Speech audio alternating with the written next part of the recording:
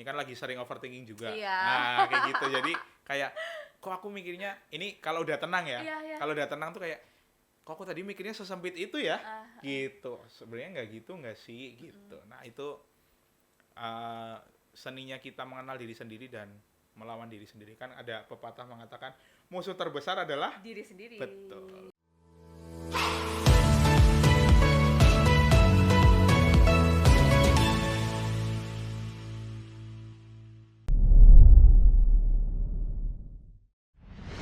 Aku ada beberapa pertanyaan lagi nih seputar Boleh.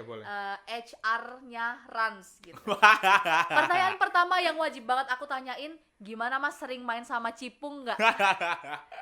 Sebenarnya kalau sering main sama Cipung nggak juga, karena kondisinya di kantor itu kita kan ada 2 rumah, jadi 2 rumah yang jadiin kantor. Nah, aku di rumah yang baru lah, jadi bukan di kantor lama. Nah, Cipung tuh lebih sering ke kantor lama. Cuman gitu. di kantorku ini di balkonnya itu nyambung sama rumahnya Cipung yang tempat mainnya Cipung. Jadi kalau misalkan sore-sore kita lagi nongkrong, pas Cipung lagi main di situ, ya udah kita sapa-sapa aja. Kadang susternya tuh juga mau bukain pintu aja gitu. Terus ya kita Cipung gitu doang. Ya, tapi dia seringnya ke kantor yang satunya. Gitu. Tapi lebih sering di rumah. Lebih sering di rumah Iya, ya? lebih sering di rumah. Oke. Nah, Gitu. soalnya kan lagi banyak banget ya. Aku lihat Instagram nih Mas, Reels gitu, explore aku isinya Cipung. Cipung semua kan. Ini jaminan FYP. Iya, jaminan FYP bener. Kalau Mas SS sendiri pernah FYP nggak gara-gara Cipung? Pernah. Oh my god, pernah juga. Jadi Pernah, buat Ekrubadi, kali aja pernah melihat videonya Mas SS ya yang tentang Cipung gitu, boleh di like juga ya. Itu kan Cipung suka main kayak sepedaan gitu kan di depan. Gitu. Ya ada beberapa teman-teman yang ngevideoin cuman sepedaan paling berapa second sih? 5 second, 6 second masukin TikTok FYP. Karena emang selucu itu, aku nggak tahu sih. Bener. Buat aku orang yang sebenarnya nggak terlalu suka anak kecil, Cipung tuh lucu banget ya. Iya. Karena dia juga kocak gitu kan. Iya, lucu banget. Ekspresinya ya. Suka ganti-ganti ekspresi. Wah, gitu-gitu. Lucu banget Cipung. I love you Cipung. Aku juga love kamu Cipung. Oke, jadi itu bisa jadi istilahnya pengobat stres kita kali ya, ketika salah di satunya. pekerjaan gitu. Salah satunya. Tapi nggak tiap hari ya. Iya sih, nggak tiap hari tentunya. Jarang, hitungannya jarang sih.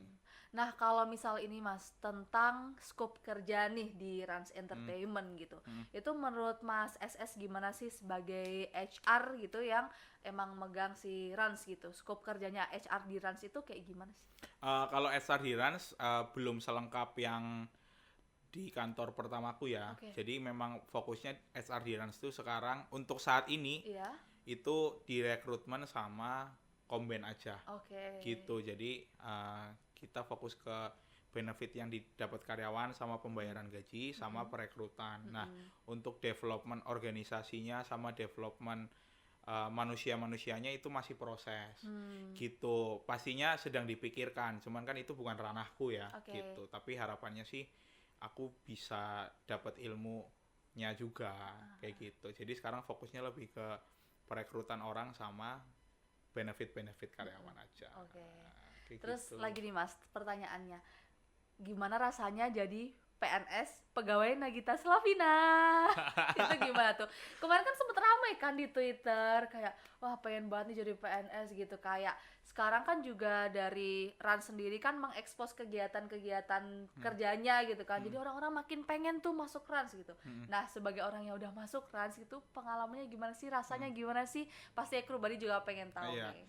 Senangnya kerja jadi di Rans itu banyak event sih dan gini, orang-orangnya tuh seru. Seru. Ya, anak muda semua. Terus banyak eventnya itu yang bikin seru sih. Kayak kemarin tiba-tiba tenis kan kita supporteran.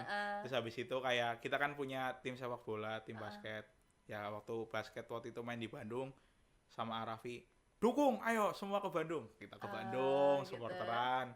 Kayak gitu. Asiknya tuh di situ dan teman-temannya tuh karena masih muda-muda jadi banyak cara untuk stress release di kantor sih.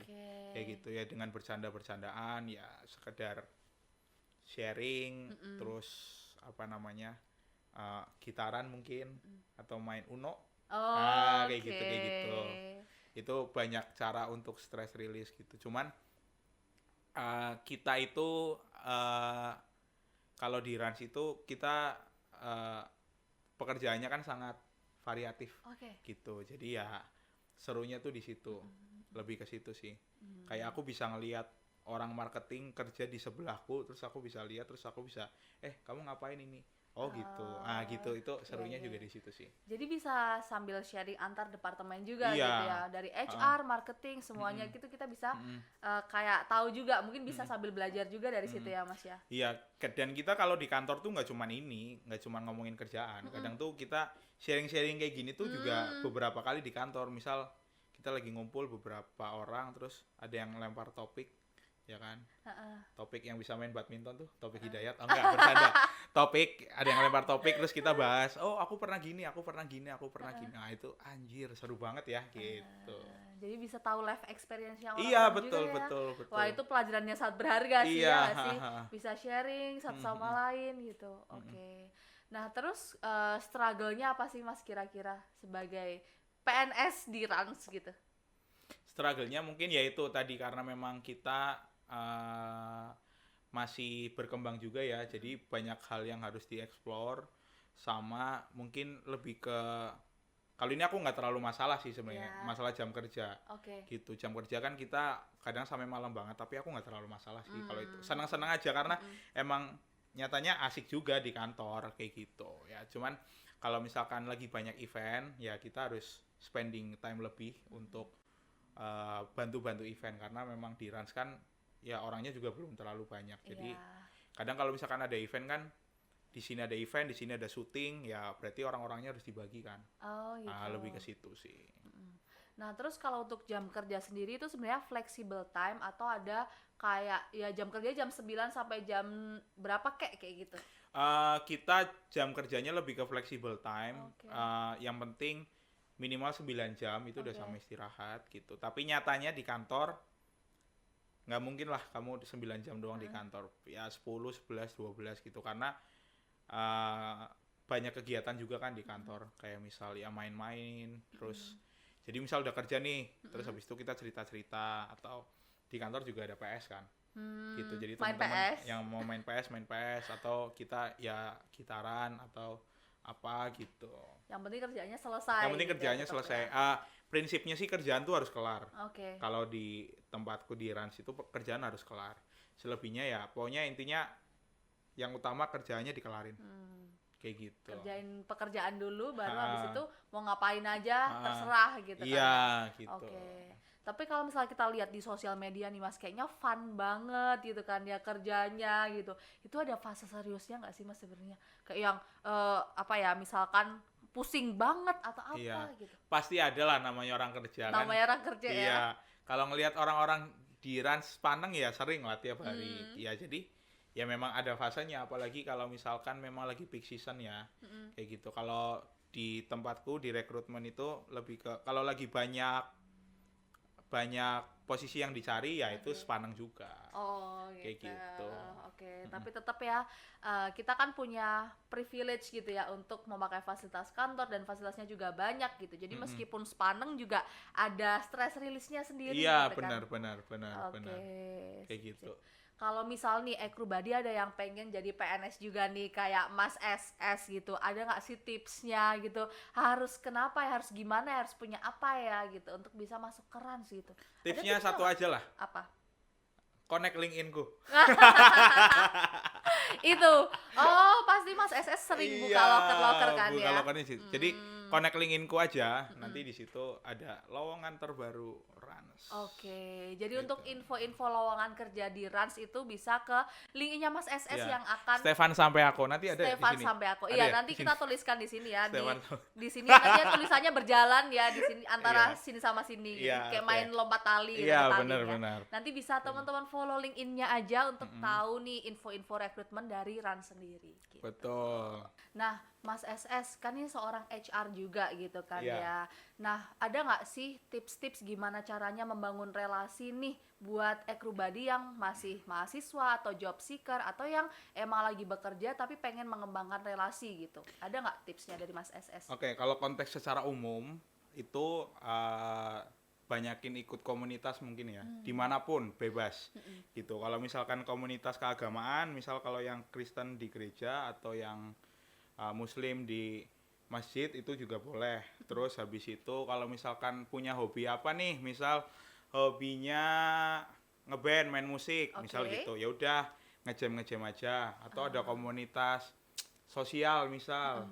Nah itu ikutin aja tuh, itu kan memperkuat relasi gitu. Terus jangan membatasi diri untuk nongkrong kalau menurutku sih gitu. Itu konteks secara umum. Iya. Ya, kayak gitu. Nah, kalau misalkan konteks di HR yang aku alamin dari awal karir, itu kalau HR tuh menurutku memang harus dekat sama semua lapisan karyawan. Gitu. Kayak gitu. Jadi harus banyak ngobrol. Biar kita tuh bisa dapat insight juga dari mereka. Terus selain itu juga secara relasi kita terbangun. Lebih ke situ sih, kayak gitu. Jadi ya jangan batasin nongkrong gitu iya, ya. jangan batasin nongkrong gitu. Cuman jangan kebablasan juga. Iya, benar. Gitu sih. Oke, tetap ada kontrolnya Iya, gitu ya. betul. Jangan malah betul. tiap hari nongkrong habisin duit habis itu stres lagi nggak iya, sih? Iya, betul. Nanti sampai kos ujung-ujungnya ya gini lagi gue gitu. Nggak punya duit lagi gue gitu. Iya. Oke. Kenapa sih kok Mas SS tertarik di dunia HR?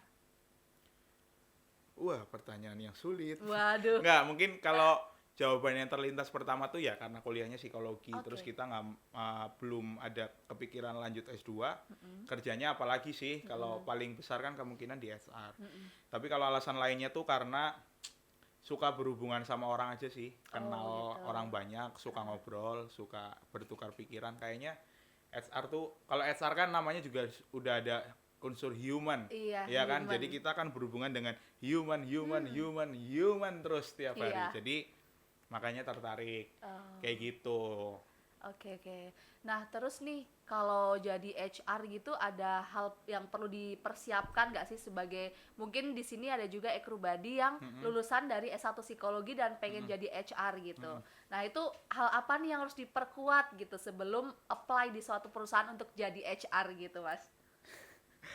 Yang jelas kalau misalkan untuk jadi HR ini konteksnya lulusan psikologi ya. Lulusan psikologi. Menurutku alat tes itu penting. Ya, kita paling nggak tahu alat tes ini untuk apa, mengukur apa. Habis itu teknik wawancara, walaupun itu nanti akan dipelajari juga, karena kan kalau teknik wawancara setauku tidak terlalu kaku banget gitulah sesuai teori, enggak, kita punya cara sendiri-sendiri. Terus mungkin ini sih sama ikut kegiatan-kegiatan di kampus kayak di BEM atau dimanapun lah, di Dewan Perwakilan Mahasiswa atau di UKM itu perlu karena kita belajar organisasinya. Kalau aku lihat sih kalau di kampusku sendiri dulu kalau di BEM itu kan kita suka bikin acara tuh, bikin program. Nah program ini kan kita bikin dari konsepnya di breakdown ke kegiatan sehari-hari. Nah itu kan sebenarnya menggambarkan kalau misalkan nanti kita masuk di HR di bagian learning atau training itu kan nggak beda jauh. Jadi dasarnya udah ada nih kayak gitu. Kalau alat tes kita mungkin nanti untuk dasar-dasar di rekrutmennya ya, karena kita butuh itu. Kayak gitu sih. Terus kalau gambaran nih sebagai HR itu kerjaannya ngapain aja sih Mas?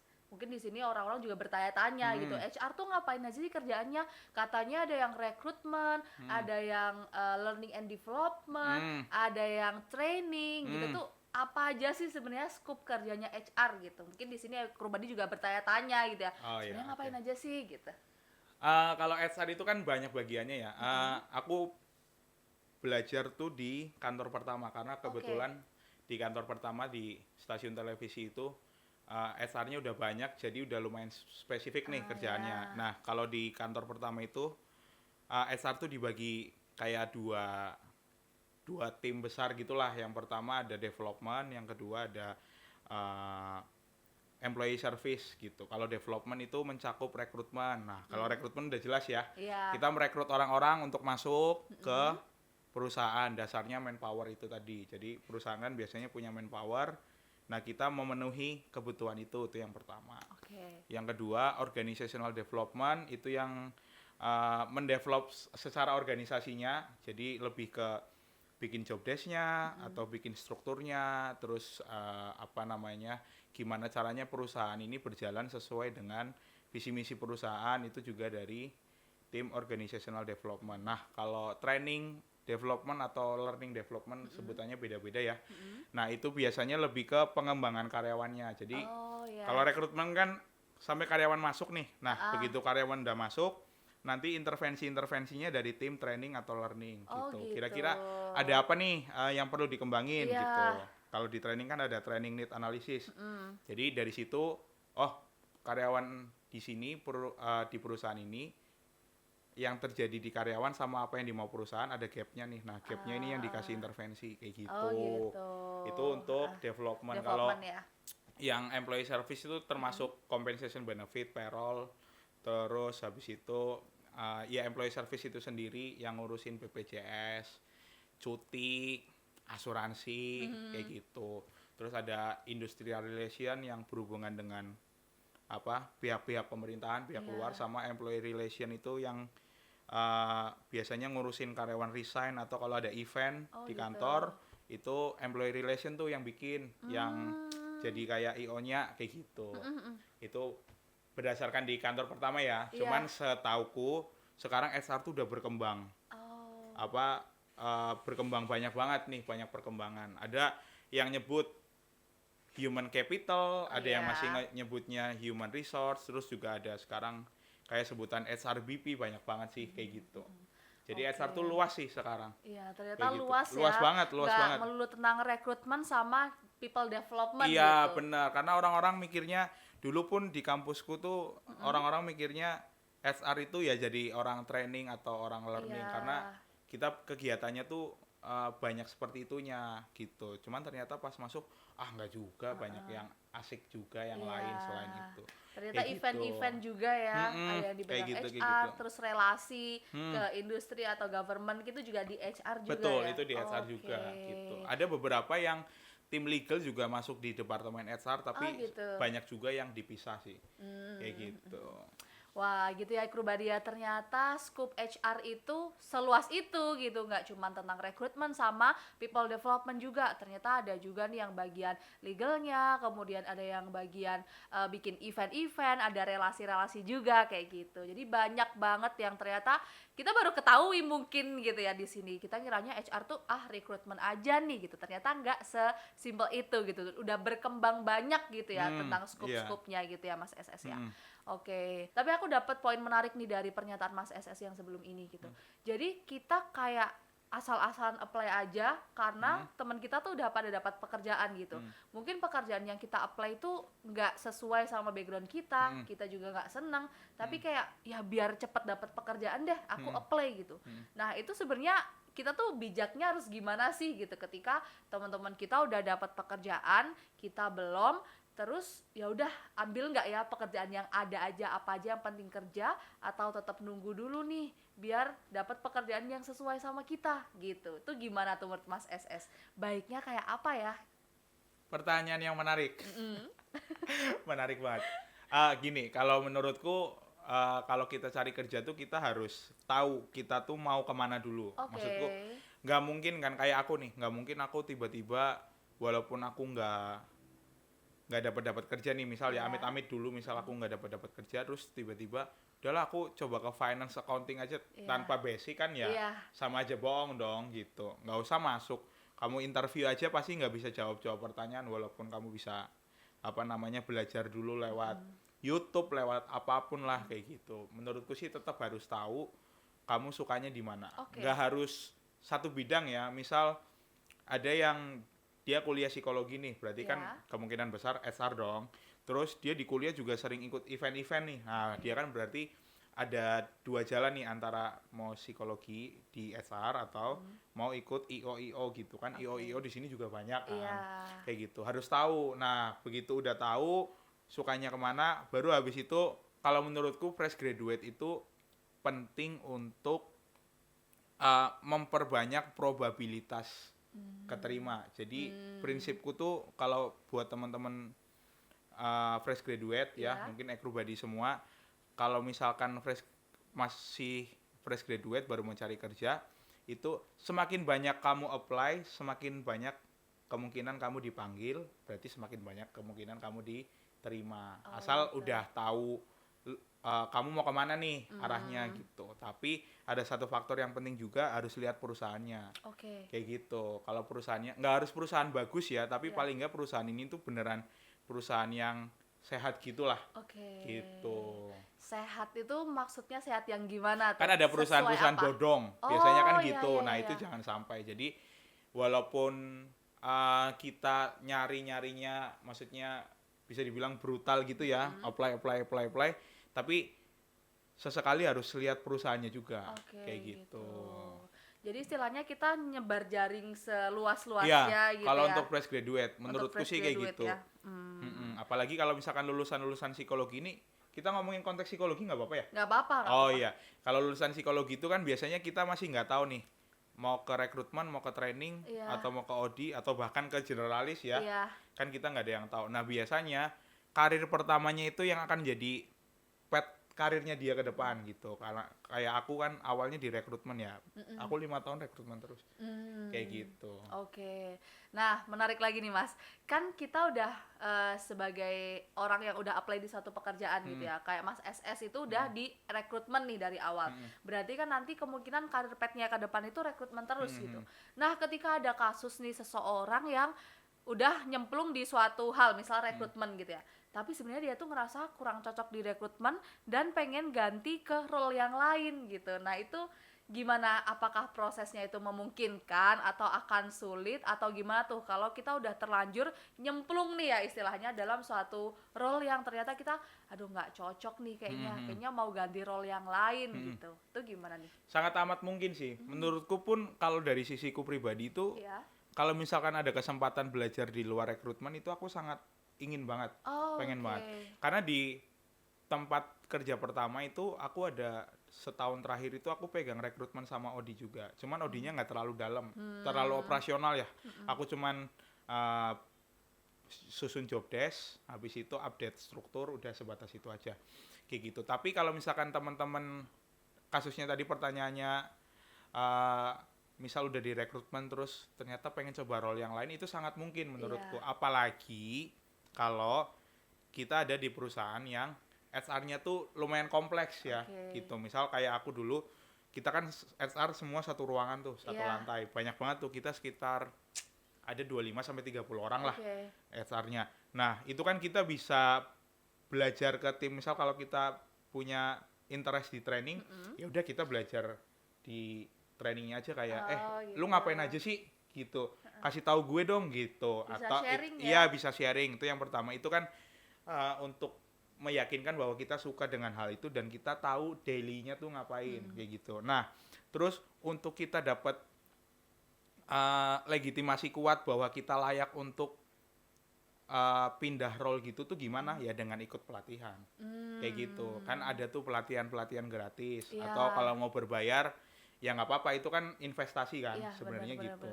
Nah jadi kalau itu kan buktinya ada tuh sertifikat, ya kan. Nah itu bisa dimasukin ke CV kalau misalkan mau pindah role ke yang lain. Atau kadang tuh kalau kita menunjukkan inisiatif kita di sebuah perusahaan, di kantor gitu, kalau memang pas beruntung bos kita lihat tuh kayak kayaknya kamu cocok deh, atau kita mungkin udah deket ya sama bos kita, kayak Pak, Bu, Mas, Mbak, kayaknya aku seneng deh, ini aku boleh bantuin ini nggak sih, kayak gitu. Kayak gitu. Ya udah, kalau misalkan ini ternyata oke, ya udah nanti bisa dikasih role itu tuh, karena ada banyak kasus juga di teman-temanku itu dia awalnya misal rekrutmen nih, terus ternyata waktu itu mungkin keadaan perusahaan ya audinya nggak ada atau baru resign belum dapat ganti, ya udah dihandle sama orang dalam dulu, ternyata bisa kayak gitu. Jadi kan itu nambah value juga, kayak gitu.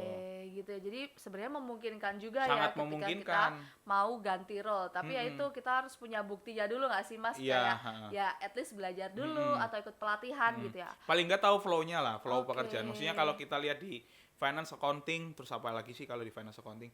Finance accounting, misal budget control dan segala macamnya itu kan sebenarnya pekerjaan nyambung. Sama aja kayak di HR gitu kan. Awalnya di rekrutmen, begitu anak masuk ini di training, terus ada combine, ada apa sampai terakhirnya dia resign, itu kan kita muter semua tuh. Nah, asal kita ngerti flow-nya, flow HR-nya gimana, terus ya kita punya keinginan untuk belajarnya tuh juga, oh ini menarik nih, ini menarik nih, ini menarik kayak gitu.